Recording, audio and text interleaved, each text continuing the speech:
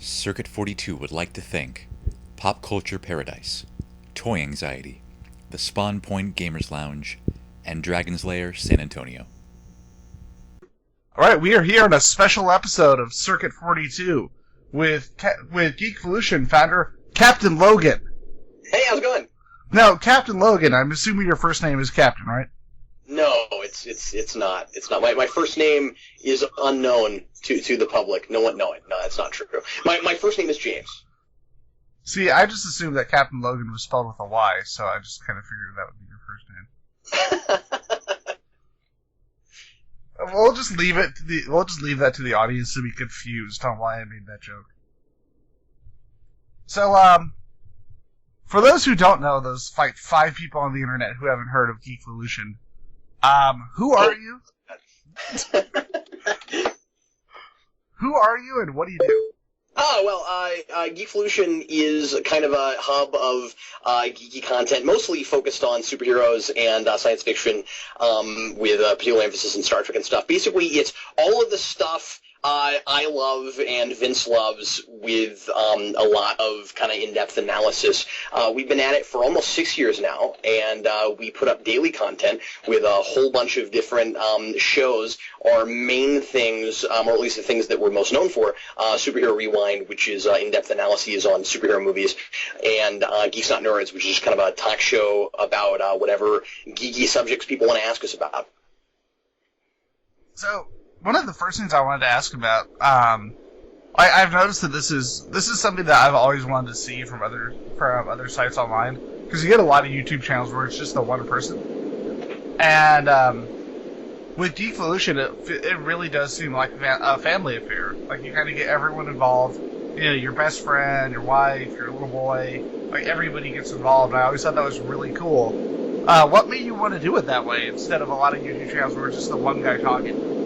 Yeah, well, I think it's mostly because Vince and I started doing it for fun. It wasn't work to begin with. It was Vince and I back in college would have these big, long conversations about superhero movies and comics and things. And one day it occurred to us, and we had some friends that would be like, these conversations you guys have, there might be people out there that would want to listen to them. When you guys talk, you sound like podcasts. And we decided, why don't we just start recording the conversations we're having anyway? And we started a podcast. We used to work for a blog. We did or rather, I ran the blog. It was for this website that was trying to be a social network for geeks. It didn't really take off. Competing with Facebook is a bad idea, it turns out. And we were brought on by this really neat guy, Ryan Flanagan, who wanted me to do blog posts just about whatever geeky things were going on, to drive traffic to that. And that's how I got started with the whole reviewing game. And then Vince and I eventually started putting our podcasts up on that. And eventually that website kind of went defunct, and Ryan went off to other things and let me take the Geekvolution name and run with it. So Geekvolution wasn't even a thing that I came up with, or at least the name of it. What it is now is certainly by mine and Vince's design completely, but the name Geekvolution came actually from Ryan Flanagan. And that was the name of the YouTube channel already, and I just took it and kind of ran with it. And so, like I said, Vince and I never really saw his work. We came up with, I started doing Superhero Rewind because I was watching a lot of SF Debris, who does really great Star Trek reviews, and I got kind of inspired to try a show sort of like that. That's where Rewind came up. And so the first thing I ever did really for video was the first episode of Superhero Rewind, and then Vince and I thought of taking something like the podcast, doing it on video, Geeks Not Nerds, and that's how all of that started. So as time went on, I started talking real hard to my wife about doing a Star Trek show, because I really wanted to do something on Star Trek, but I didn't have anybody else that knew it nearly as well as she did, because my wife and I kind of rivaled each other in Star Trek knowledge. And so I convinced her to do a show with me on that. And then eventually we had Jason, and Jason is too smart for his age and a lot of fun to put on camera. And so, so that's pretty much the reason that we've got, that it's such a family affair, as you call it. I remember, like, two things that stuck out. I remember when I saw the first, it was pretty much a Let's Play, the one that you did with Jason, and I showed it to friends of mine who absolutely hate Let's Plays. They said that this is the one time they actually were able to sit through a Let's Play, because how did they put it? They said it was adorable. Oh, that's awesome. And I think that should be the rule of Let's Plays, that we should have more little kids in Let's Plays just to add random commentary. It's like, because obviously Sonic's best friend is Luigi. Yes. Wow, I can't believe you remember that. Yeah, that's hilarious. Well, and the only problem, of course, is that kids get older. And so if I do one with him now, it's not quite as cute because he's gotten a lot more intelligible. And so, I mean, like, he still says really funny things, but he makes sense a lot more often than he did back then. So you don't get things like, he doesn't call washing machines wop machines anymore and things like that. And I kind of miss that. But we're going to have another one, so so maybe we'll have that sort of thing again when the next one's too. Can you give us a hint of what game it's going to be? Oh, no, I mean, we're going to have another kid. Oh, okay. And so when he's that age, maybe we'll have that sort of thing again. But yeah, I'm sure. I mean, I'm doing Platforming Hour now periodically, and Jason will show up here and there on those. So, yeah, right now with Platforming Hour, I'm wanting to do more comic book things because I'm not a big video game person, as everybody knows. I'm not great at video games, so me playing an hour on a video game is kind of just okay. If you really like hanging out with Captain Logan for an hour, maybe you'll watch him crash and burn on a video game. And so I'm trying to do more superhero and comic book things because that's more my forte. And so even if I'm not great at the game, I at least have that to fall back on. So I did the Batman Return of the Joker game. And, like, lost my mind that I beat it. I was so excited about that. Because I played that when I was a kid and I could never get through it. And I got through it in 3 hours, and I was like, yes! And then I did Ninja Turtles recently, and was awful at that. So I don't know, I might do some more superhero things. I just picture that one where you play X-Men Clone Wars, and it's like the first one that can't be posted on Geekvolution because the number of swear words are said. I haven't played that in a long time, but I do remember that being impossible. Yeah, I got to level 2. I had my friend who could get to Magneto, and then he died. And it's like, how did you get to Magneto? There's a lot of really strange comic book related, early 8 and 16-bit things. Like, I've never played it. I'd like to get out the Captain Planet game and see how awful that must be. I just remember the advertising being really interesting because, like, you didn't see Captain Planet, and I was wondering if that was on purpose. It's like even Ted Turner's starting to realize this is dumb. So we're just not going to show up in the advertising. Hope that's cool. Here's some pollution, because that will sell our game. Yeah, they should just call the game The Planeteers. Yep. Just do a hard reboot of it. And then after the second game, just throw in Rhino for no reason. Yeah, I still want to see some kind of odd reboot of that. I mean, you'd want it to be funny. You'd want to be tongue-in-cheek, but that seems like a thing that was so in our faces in the 90s. There needs to be some kind of resurrection of that. Yeah, because you know what? I didn't think it was going to work for the 21 Jump Street movies. I thought I was going to absolutely hate those. And it's like, you know what? There is no serious way to do it. Just do it like this. At the very least, let IDW do a comic. They've been doing really well with that kind of stuff. Like do a comic book if nothing else. You know who'd be really fun to see write that book? Imagine putting Dan Slott and Marv Wolfman together. Oh, I think that would be a great team. Yeah, absolutely. I think Slott would do wonders with that. But have like the classic Wolfman where it's like this is serious business, and then have Dan Slott like good Spider-Man Dan Slott, not like current Spider-Man Dan Slott. More Silver Surfer Dan Slott. I mean, like Slott is better at comedy. So that would be, I think that would be a perfect book for him, because you could not do that seriously. Everybody loves She-Hulk, and that was kind of a more funny sort of book. So, yeah, no, I think he'd be perfect for that. That was usually I'm a big Peter David fan, but that was the one book where I really think that they should have just not brought Peter David in, because I think what he was doing with the book, but I don't know if it was like him or editorial, but his short run that he did really kind of clashed with everything that I liked about what Dan Slott was doing with She-Hulk. Oh, really? I haven't read those. They're not as good. But, they're not bad, but they're just not as good. So, one of the series I wanted to ask about, of course, is Spawn Year, which is... Spawn Year. And I do think it's kind of ironic that considering... Well, before we go into it, one of the main things I like about your page is the fact that, there's no swearing or anything like that, and you try to keep it relatively family friendly. How did you come up with that idea? That was just my preference early on. I mean, Vince would not have thought to do it that way. He certainly is. I mean, he's not a vulgar person, but he likes swearing. Very early on we did G&M where we talked about that, and we had a debate about profanity, and he said, "I love profanity." Vince really likes to swear in his comedy and things like that, and I convinced him to back off on that and not do that kind of thing, at least with what we're doing. Mostly because that just everybody else does that. We're in an odd day and age where not swearing is almost subversive. And I thought it would be really nice to have something family-friendly. I thought, okay, we're doing superhero stuff, we're doing comic book stuff.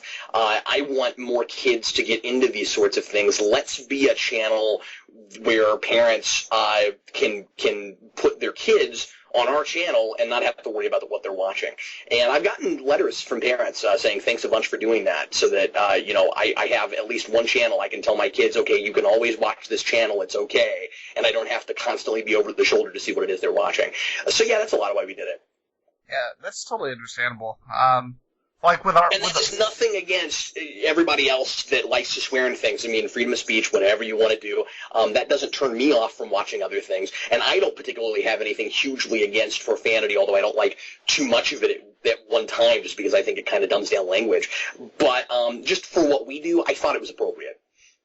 I think with stuff like profanity, violence, sexuality, if you can do something contextually where it makes sense with the story, like, for example, the Watchmen movie, because I know, that's one of your favorite comic book movies. Oh yeah. A lot of people complain about the sex scene, but it's like, this is pretty much a scene from the comic book, but with what they're doing as a film, I thought stretching it out with the music in the background, especially considering what the song is actually about, did work within the context of the film. I mean, there's a lot going on in that scene. It's not just about the sex. There's a great deal of subtext happening right there. That's Night Owl regaining his confidence. Yeah. But I think you do see it in two different ways. You see a movie that does it well, when it comes to content like that, and a movie that just throws it in your face. There's a difference between somebody like Quentin Tarantino and Troy Duffy, the guy who made Boondock Saints. I mean, I know a lot of people like that movie, and I know I'm going to get a lot of hate for this, but Troy Duffy is kind of like the poor man's Tarantino. So, where Tarantino knows how to actually interweave something like that into his movies, to the point where you almost don't notice it. Troy Duffy doesn't, and it's all of a sudden you've got these jokes and this language thrown in there where it's like, wow, that was terrible, terrible writing. I'm going to go over here. Yeah, and I haven't seen that, so I can't speak to that. But I do agree with you with what you're saying with what Tarantino films I've seen. I really couldn't imagine Pulp Fiction without swearing. Yep. Now, regarding that, one of the things that I've also read in a lot of the comments, too, with the Spawn Hero videos, is that a lot of people point out the irony of what you go with in regards to the site, in regards to the content, and then having Spawn, which, while never a mature book, because nothing that dumb can really ever be called mature, there is a lot of graphic content in the comic books. Yeah, there sure is. So how did you, looking at that, how did you go about coming up with the idea of something that is as graphic as Spawn can be in the settings of a family-friendly site? Yeah, it certainly doesn't fit perfectly, does it? It's impossible to show all of the panels and things that I need to show without putting things in that I wouldn't put in for my own content. So basically the rule that I've gone with is I'm not swearing. I'm not doing anything graphic in my story, but then in order for you to understand what I'm talking about, because the majority of people watching Spawn here are not actually reading Spawn comics, so I have to provide a whole lot of context. So Yeah, I'm not going in and censoring words in balloons. I'm not going in and censoring violence and things like that. Early on, what I did with it, and I just need to go into the rest of them and do this, but I think after a while people kind of got the hint. The early, like, first 90 or so, I think, maybe even more, have a caution, language, and violence thing in front of them, and I haven't put that in with the rest of them, but like I said, I think people kind of get that now. I haven't gotten any complaints about it. Yeah, it was just something I've always been curious about. It's just that's the thing I really wanted to talk about, and I'm not, obviously, like I said, I don't swear and stuff on the channel, but I can't do comic book movies without doing rated R things. And so I kind of felt like if I want to do Spawn, I ought to be able to do Spawn. And then I've done it in, I think, as, I don't know, family friendly is maybe not the way to put it, because I don't think, even just looking at the videos, I think like some parents probably wouldn't want their kids to watch that, but and just to see some of that imagery. But I mean, like, I think in like the most accessible possible way, because I mean, I've kept my story, pretty light and ridiculous, and I think most people have kind of enjoyed it. If not for learning about Spawn, just for the kind of quirky story I'm telling. Mountain Dew.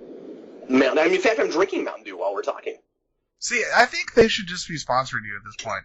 But, I've had a lot of people tell me that, and then I've had to remind them that they would be sponsoring a thing that was basically saying Mountain Dew is hell. Yeah. Or sort of heaven once you put it with the emissary of Coke thing. But yeah, I mean, like I've got Captain Logan going through, or the sort of pseudo fictional version of myself, going through this hell that is that is because of Mountain Dew, and I could see them looking at that and seeing some social commentary that's not intended. So I have a great Todd McFarlane story. Because I love Mountain Dew. You hear that, Pepsi? Captain Logan hates Mountain Dew.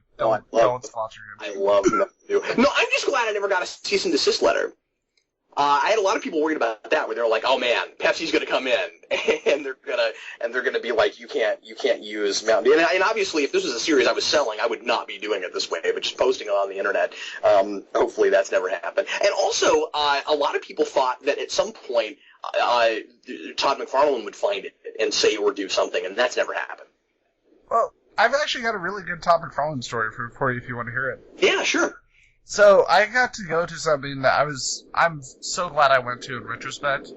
Atomic Comics, they're a comics chain in Arizona that unfortunately had to close due to financial issues. They had 4 stores. Yep. I was actually there at the Image Reunion, where all of the Image founders were there. And I came up to Todd, because I know about Todd. Everyone knows about Todd's reputation for having a bit of an ego. Oh, sure, yeah. Yeah. So I came up to him and I decided, you know what? I'm going to see what's going to happen if I do this. Uh-oh. So I came up to him with a copy of Spawn number 8, because I had actually gotten rid of most of my Spawn collection. Because for me, it's like, you know what? I can barely read these anymore. Not because they're complicated, but because I can't get through them. But I like Spawn number 8. I always thought that was really good. And it just happened to be the cover where he basically did a tribute to himself. With the Spider-Man number 1 cover. So I walk up. I'm trying to remember, is 8 the Moore issue? Yeah, 8 is the Moore issue. Okay. So I walk up to him, and I shake his hand. I say, "Hey, big Spawn fan, great to meet you. I've always wanted to meet the man who would do a tribute to himself." And then I handed him Spawn number 8. I gave him the biggest... Well, so we can share this on your channel too. The biggest grin that you could give somebody. He looks at me dead silent for a second, and then he just starts cracking up. And he just said, "It's good to meet you, man." That's awesome.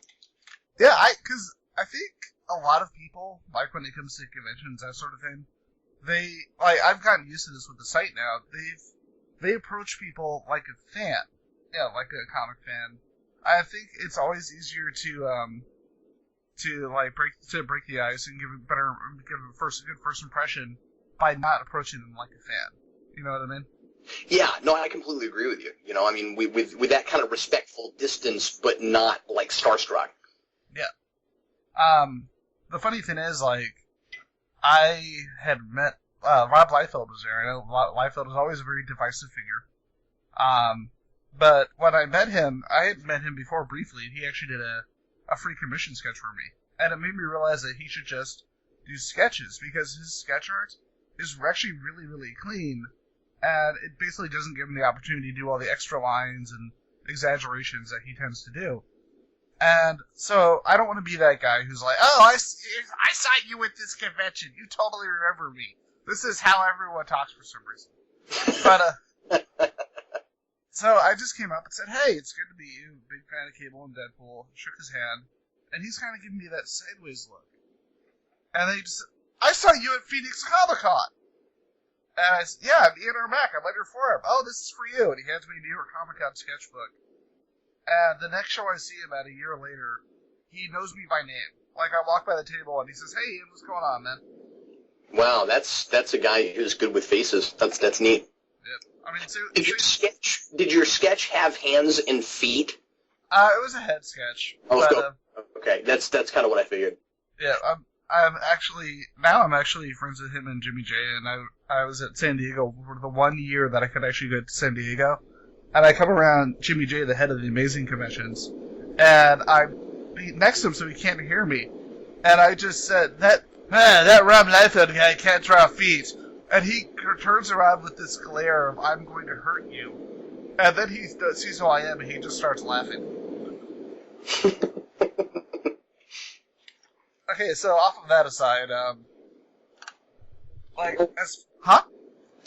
Oh, I said nothing. Oh, I thought you said something. I'm sorry. I said nothing! Said nothing, good sir.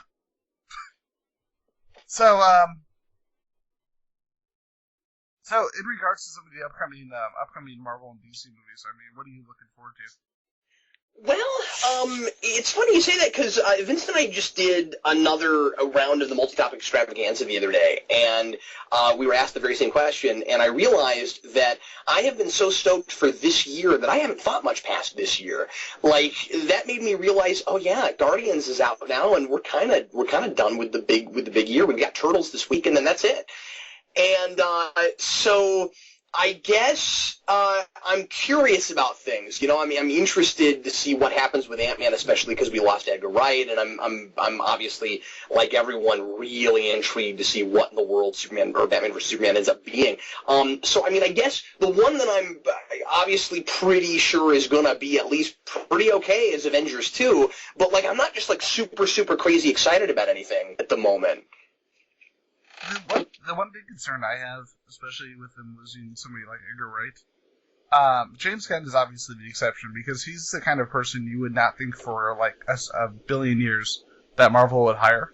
No, but it seems like that a lot of the directors with a strong voice, a strong voice as directors, it seems like a lot of them have been leaving Marvel, and I'm really hoping that they're not trying to bring on workman directors that they can better almost control. So that's a big concern I'm having right now. Well, what do you mean when you say a lot? I mean, what other directors have we lost? Well, you look at Captain Winter Soldier. While it was a great movie, you went from a director with a very specific style to going to a director who worked on Arrested Development. And while it's a great show, went from TV work and Yumi and Dupree. And I'm really hoping. And then you look at Ant-Man. And they're doing something similar by Edgar Wright's leaving and bringing on a director with less of a particular voice. And I'm really hoping this isn't a trend for Marvel.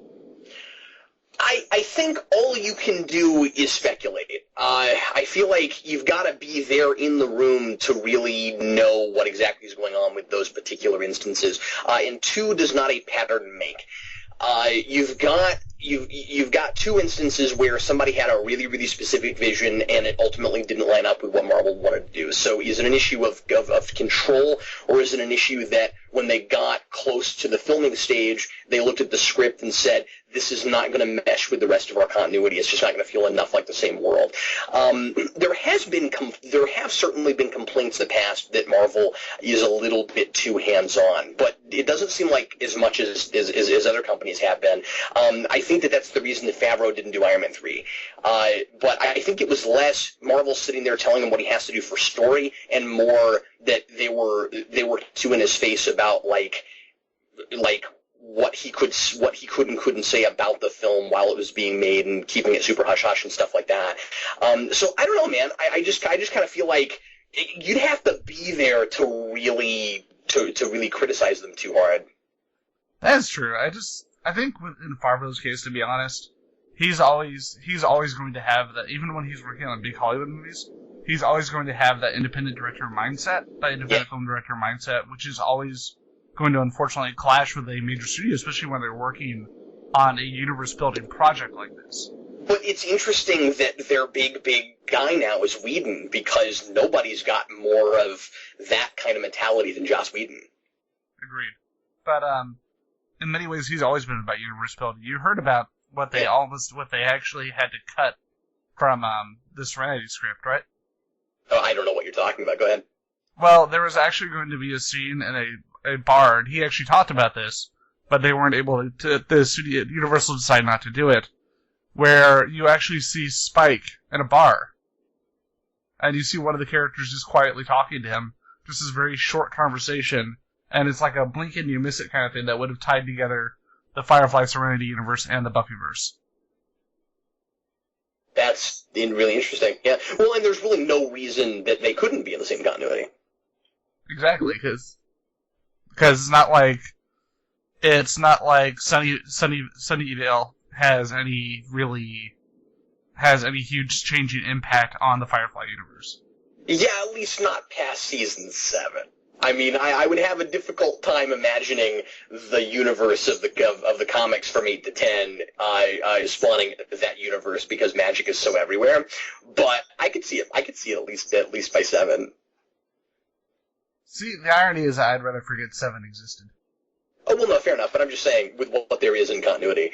But once you get to the comics, like, all bets are off. Like magic is everywhere, and you couldn't have the Firefly universe because they don't seem to know anything about that.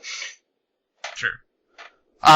So regarding the site, like, are there any other series that you have coming up that you talk about, or are you going to be specifically working on the series that you have right now at Geekvolution? We're gonna try to do a pretty major overhaul for 2015. I've gotta get Spawn Year done this year. Spawn Year, of course, was supposed to be a year-long project. It's turned into a 2-year-long project. So it is. Spawn Year will have been an entire year in video, but it took 2 years to make. And because of Spawn Year and because of the documentary we're working on, I have had to put Rewind on hold. And people are really sad about that. So, and I mean, I appreciate that. I appreciate that that's the thing that people really want and really like, because that's, of course, the thing I'm most proud of. And it's, it's written analysis, and that's kind of what I went to school for. So, I mean, I like that that's what people like, and I just have to get back to it. So, 2015, I am very seriously, and nobody hold me to this, but I am very seriously considering going back to a structured schedule like we used to have about 3 years ago. And we'll have particular shows on particular days. And so Superhero Rewind comes back weekly, or at least the Rewind series, like videos in that format. So some weeks you'll get Superhero Rewind, some weeks you'll get a Rewind United on something not superhero. And then Count and Crypto Freaks will come back for at least twice a month, because I've got to get back to that. People have been begging me to bring that series back. And beyond that, most of the stuff we're doing right now, I want to go back to Daily Vaults. I want to go back to reviewing off-the-cuff comic books, if not daily, about 5 times a week. And so we'll be back to pretty much 2 videos a day. and then instead of Spawn Year, we'll have back the regular written reviews. And as I said, hopefully a regular schedule again, where at the beginning of the week I can post a video or a list somewhere that says here's what's coming out this week, and pretty much you'll get Gene in on a certain day, and you'll get new movie reviews on a certain day, because we want to continue doing those too. So yeah, lots and lots of stuff. As far as new series, I have so much already. It seems like a really bad idea to start anything else right now. As much as I'd love to, I have 2 or 3 things in the back of my mind that I'd love to bring up, but I'm not going to talk about them right now because I don't know when and if they'll ever happen.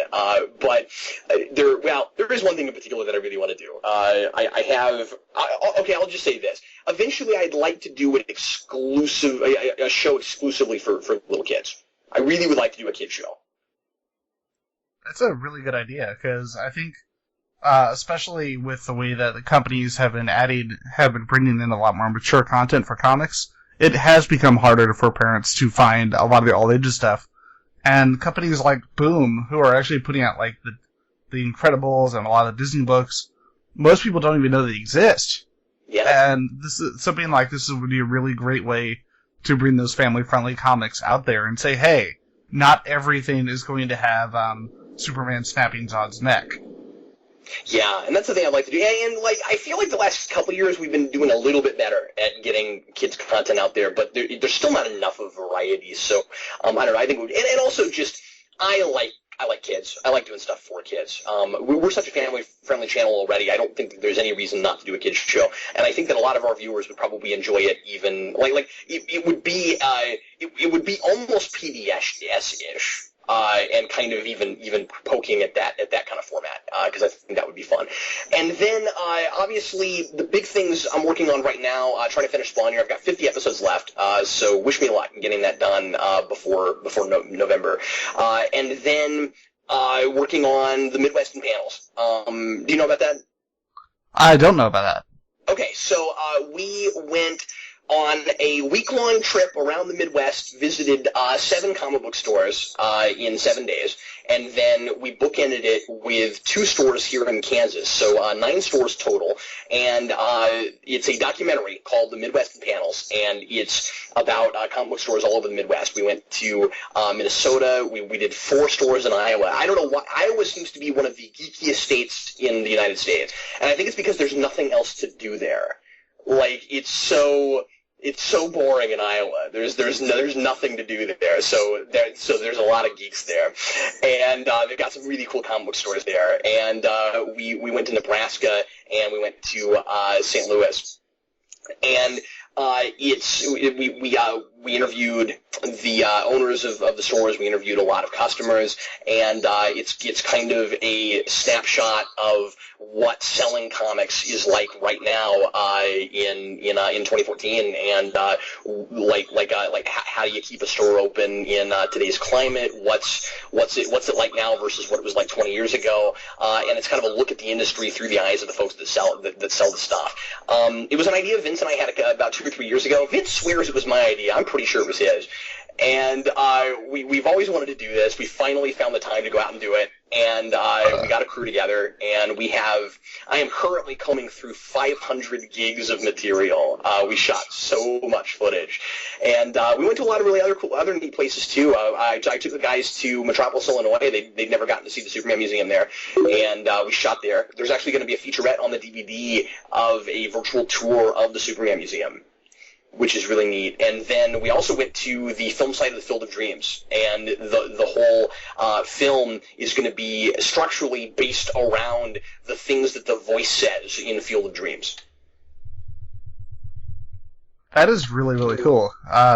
Considering going to 8 conventions for my website has kind of killed me this year, I could not imagine what that would do to me, because we just started our website about 2.5 years ago. Yeah. And I'm still getting somebody. One of my friends was making fun of me because I told him, "Oh yeah, I'm doing 8 conventions this year. It's so tiring." And then they asked me, "Do you have to pay for any of them?" No. Well, there you go, man. First world problem. Well, that's cool. So, are you getting press passes or?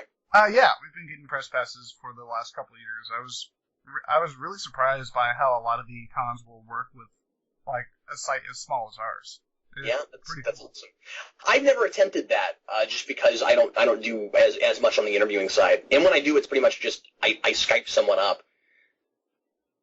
That's what we tend to do too, but like I've been surprised. Like we've had Chuck Dixon on here. That's awesome. We had the producer and writer of American Horror Story and Firefly, Tim Minear. Did you really? That's awesome. Yeah, it's so funny how like so many of the co-hosts wanted to be on for that interview. Yeah. Well, when I go to cons, the first couple years I was doing this, I would go to conventions, and I would spend a lot of my time going up to creators and asking them if they'd be on the show and getting Skype information and stuff. And I got bored with it. Honestly, I got to the point where when I went to cons, I just wanted to go and enjoy myself and have a vacation because I work so many hours. And so and the other thing I found, at least for what we do, is that we're such a review site that I find that people enjoy the occasional interview, but they don't watch the interviews like they watch the reviews. Yeah, that's something I'm starting to learn, and we're trying to balance it out with having more series. But I have to ask you, you're from the Kansas area, right? Kansas City? Yeah, I live in Overland Park, which is right inside of the big Kansas City metropolitan kind of area. Oh, I know. My first convention was Planet Comic-Con. Oh yeah, very cool. The owner of the comic shop that I'm affiliated with is the co-runner of that con.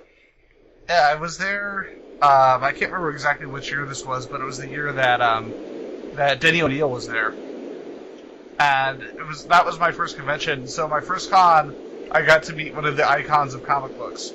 Yeah, that's really awesome. But, and that was back before it was as big as it is. Like, Planet Comic-Con now is like 30,000 people, I think. It's gotten enormous. Back then, they weren't even in a convention center. They were I forgot what the building was. I think it was a convention center. I can't remember. Yeah, I forget what it was, but it's not one of the big ones. It was very warehousey looking. Yeah, definitely. I do remember that. Now, here's a question for you, just on a side regarding Kansas. Have you ever heard of a video store called Gators Videos? No. Mm-mm. This is a place that you guys need to make a trip to, because what is it started when I first heard, Gators Video, that sounds cute, and I walked in there because it sounds like it should be in Louisiana. Exactly. So. My dad was stationed in Fort Leavenworth at the time, and I always have to explain to people, no, not the prison. The prison's in the middle of the base. Which seems like a perfectly safe idea. But, so there's a video store, like, right outside of the base called Gators, and I decided to stop in there. I walk in, and it's fairly tiny, but the first time I noticed that there's movie posters lining the walls when you walk in. And this was in the late 90s, early 2000s, and they were carrying a full selection of DVDs while Blockbuster was still only carrying tapes. And then you take a turn to the left, the entire room is devoted to anime. And their storefront, they were doing like points cards and stuff like that before any of the big chains were doing it. And the reason they've stayed in business now, it's still a video store, but they've converted it into a comic and gaming store. Oh, neat. Yeah, I should go there. Where is it? It's in Leavenworth. It's in Leavenworth, Kansas. Okay. Here you go. People are like, why are they talking about video stores? We're like, shut up. We're talking about video stores. There you go. But, yeah, it's a really cool store, and definitely something that I think you and Vince and everyone would appreciate. Yeah, we'll definitely go out there. Man, I kind of wish I'd known about that for the movie. Oh man, we've got some neat stores in the movie. There's a place in Minnesota called The Source, and it's like 13,000 square feet. Wow. It's giant, and half of it's comics and half of it's games, and it's the largest comic store I've ever been to, but it's also the largest game store I've ever been to. We're talking board games and role-playing and stuff like that. And The owner there is one of the most fascinating people I've ever talked to. He's such a cool conversationalist. And then we went to a couple of really unusual kind of kitschy kind of places. There's a place in there's a couple of stores in Iowa. There's one that is it's called Limited Edition, and it's a barbershop comic book store. See, I've seen barbershop tattoo stores that give you beer, but I've never heard of that, and that sounds awesome. It is the neatest atmosphere. It's really cool. And then there's this other place called Cape's Cafe, which just opened. It used to be Cup of Kryptonite, which opened in the early 2000s, and when it was its own when it was its own store, freestanding, it was a coffee shop and a comic book store. Now what it is, they've changed. They've moved into this like big urban center building in downtown in where are they? They're in a big city in Iowa. I'm forgetting. They're in Des Moines. And they're in downtown Des Moines. And you walk in, and it doesn't look like a coffee shop anymore. It's like a 1940s newsstand. So cool. With they sell coffee at the newsstand, and then around the newsstand is nothing but comics. And it's the most unusual thing I've ever seen. So they're in the movie. It's gonna be a really neat film. That comes out in December. I kind of want that place to be my house. I'm not gonna lie. Oh yeah, I said that at a couple of places where I was like, I'd like to move in. These places are really neat. It's like, hi, Bree Jason, we're moving into the store, but we have a house. No! Sarah, you're gonna have to find work in Des Moines, because that's where we're moving now. They have some really cool original drinks they've come up with there. It's all named after comic book stuff and some obscure things. My favorite thing I had 2 or 3 things. My favorite thing I had was a white chocolate beverage called a Zebra Batman. That is the greatest name for anything I've ever heard. It's really cool. So anyway, all that's going to be there. I don't mean to just sit here and plug the movie, but we did go to some really cool places. That's not a problem. There's a place I used to go to that's very similar in Arizona. Like, the funny thing is, like, when you think Arizona, you think the planet Arrakis from Dune. But when you actually go there, there's a huge geek culture. Like, Raven Gregory, one of the main writers from Zenoscope, he lives there. Jessica Negri, the cosplayers from there. Like, all these people. There are people in the comic industry who have been moving to Arizona because of the industry. And there's the store I used to go to called Gotham City, and they were actually a cafe as well. Except they had like these big overstuffed like couches and chairs that you could hang out at. They had all these tables in the store. They had like HGTVs playing stuff like Twilight Zone and Star Trek all the time. And they had game rooms in the back where they had multiple HGTVs, and you could just chill out there and play video games. And also, they sold comic books. But they're not there now? Oh, no, they're still there. Okay, cool. But if you ever are able to make it to the Southwest, definitely check out Gotham City Comics. Well, you were speaking in the past tense. It sounded like it was all over. Well, it's because I'm in Texas now. Yeah. And the comic stores here, they're good. Especially our sponsor. Plug. Dragonfire Comics. But there was such a big industry there, and I kind of missed that in a lot of ways. But now I want to ask you a question regarding comic book stores. So, did you hear about the controversy with Mile High Comics? Refresh my memory. I know there was something. Well, apparently, because of all, I don't know where to stand on this because I think both are right in a way. They said that because of all the San Diego Comic-Con exclusive comics that publishers are putting out now, that they were unable to make a profit at the last San Diego Comic-Con. Now they're trying to put the blame on Comic-Con for letting the companies make these exclusives. I don't know where to stand on this. What about you? Well, I haven't given it a lot of thought. I guess I hadn't heard that. I thought you were going to say something else. Yeah. Boy, I'd have to give it some thought. And look into it and find out what exactly. So, I guess I'm not understanding how exclusives hurt them that badly.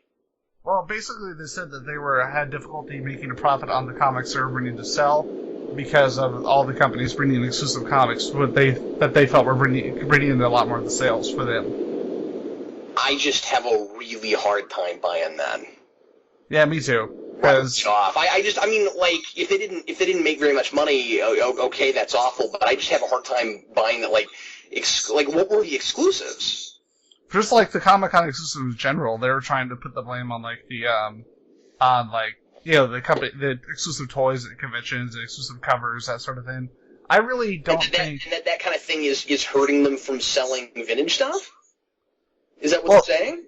They weren't even saying vintage stuff. They were saying comics as a whole, which is weird because, like you were saying, they're a store that mainly focuses on a lot of older comic books. I don't understand how that happens.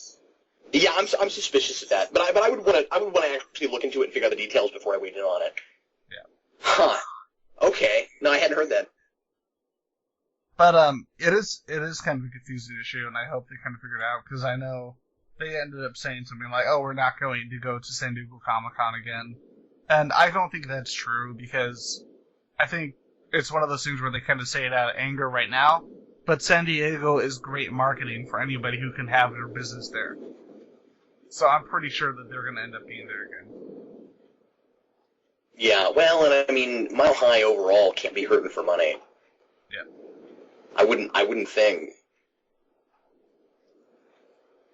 So, what I wanted to ask you about before, you said that you made the joke about, oh, sir, you're going to have to find a new job. You're going to have to find a job in Des Moines, Iowa. So, what I wanted to ask about, like, one of the big things I've had that and I know other smaller sites have had issues with as they start up are really, balancing the website, balancing website work, YouTube work, with kind of everything else going on. What kind of advice do you have for people starting up sites like this? Well, I'm in a really, and there's no other way to put it, I'm in a really cushy situation. My wife and I got married, and Sarah's an architect, and she got a decent job out the gate. I was working too. I was doing kind of random retail things while doing some blogging, but back then it was just a hobby. And I should also say that for me, I never really intended for this to be my full-time job, and it kind of turned out that way, which is a really cool, nice problem to have. But so let me preface this by saying that I find it a little bit tough to give people advice for how to turn this into a living or how to do it as like a regular thing because I didn't do it that way on purpose starting out. But anyway, my wife got laid off twice when the recession hit. And got really lucky that the third time around she found an amazing job with the firm that she has now, and she's climbing up the ladder, and she's doing wonderfully, and she's working on some really, really cool projects, and she's just wonderful at what she does. And the nice thing is I'm just a creative type, and that allowed me, after Jason was born, to not have to work. And we always said that we wanted one of us to stay home.